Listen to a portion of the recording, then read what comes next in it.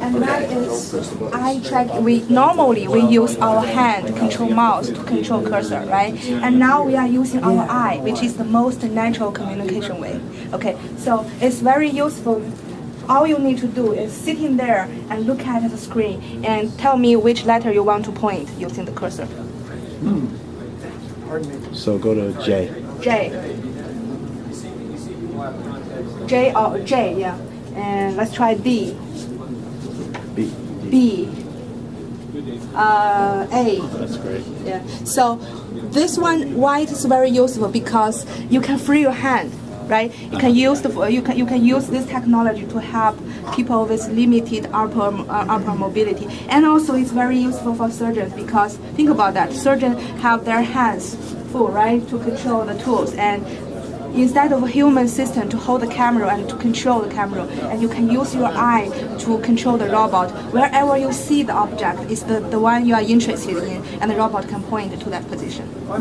Make sense? It's the most natural way to communicate. The technology is haptics, and that is a sense of touch, which means, okay, if you have,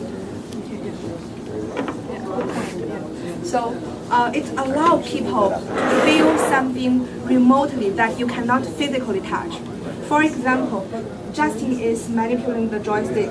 There's no way for him to touch this, to feel the sense, right? But this, our technology allow you to feel the muscle, how soft or hard, or how hard the material. You can actually feel it. It's very useful for remote palpation. Okay, so the surgeon do not need to be physically there with the patient in the same room. It can be used for remote palpation. And it's also can be used. We have a virtual. Do you want to play it? Yeah, we can play it. Yeah. It's a functioning project. Actually, you should be doing it. I did. I was using it earlier. Let me show the other one. Let's play it. Yeah, if anybody wants to come up and test this out, it's a lot easier to see if you're actually. We have a surgeon here. There we go. I like toys. There you go. That's exactly what it is. Don't do it too quickly though, because. But you can actually feel the real object with that robot. Assuming it has the capability to record and export data that's going along. All So say if stuff. you found some area of sensitivity, map around it, and then export that out later and analyze the data you've collected. Yeah, exactly. That's part of what the brilliant part of this project is. It's all done through the computer.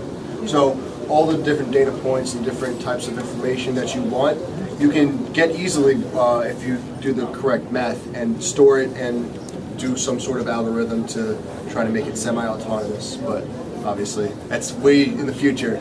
But with robotics, thankfully, all that stuff, the only reason why it works in the first place is because it's done through a computer. And all the possibilities are known either beforehand or you can just do other sort of mathematics to figure out the good things about it.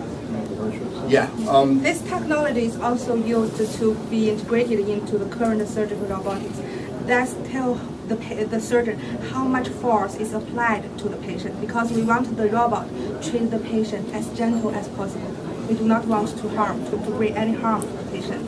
So the surgeon can feel the force, how much force applied to the patient.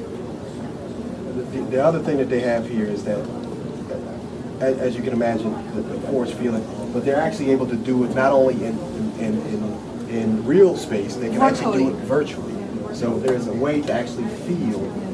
Normally, we use our eye, we use our ear to communicate with the computer, right? But you cannot really touch it, feel it, right? But with our project here, you can really touch that car.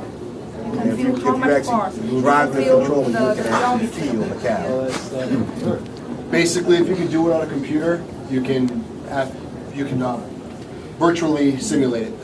This technology is very useful to train surgeons, because the residents in the hospital do not need to play with the real patient. That's too risky, right? So we can use virtual patients, virtual tissue, and the resident can still feel that have the same feeling as the real patients.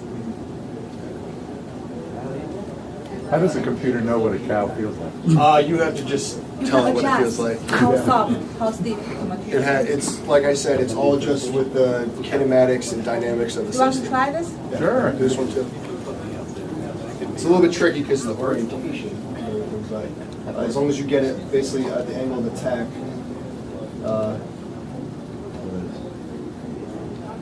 And if you're behind it, it doesn't feel it because it has full 3D space sensing.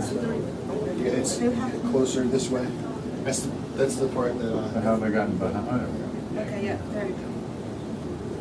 Oh. Yeah. Can you feel it? It's easier How if do you you feel? hold it that way. It's, Well, I've never done this to a cow, so I'm not sure what I feel. I feel something. But yeah, there's a whole bunch of other ones. I can show you one more hopefully while they set up the other ones. Let's see, pick apple. That one's good. This is a really basic one also. You can feel the apple, you can touch the apple. There are other examples that basically they have full dynamics of the system. It's a restraint in a box, and there's a couple other cubes inside of it that you can throw, and they follow all the Newton's force laws.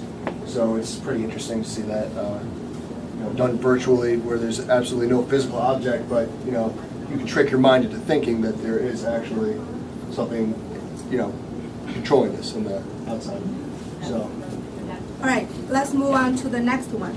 And this one is it's a robotic surgical camera holder. Or you can use it as an instrument to position it. And what we want to do is to replace the human assistant. Normally, when you are you are operating the patient in the operating room, you need a student, resident, or human assistant to hold the camera and adjust the proper orientation, right, for surgical site. And now we can use this robot to hold the camera and approach wherever you want the camera to approach. Can you show it? It is another functioning prototype. Eventually, we want to integrate this robot with the eye control prototype, so you can use the eye to control the robot. Wherever you want to see, and wherever your eye pointing eyes, the robot go to that area, stay there. And it also can be used can be controlled by the traditional joystick. So you can manipulate the joystick remotely, control the robots. Therefore you do not need a human assistant to stand and hold them.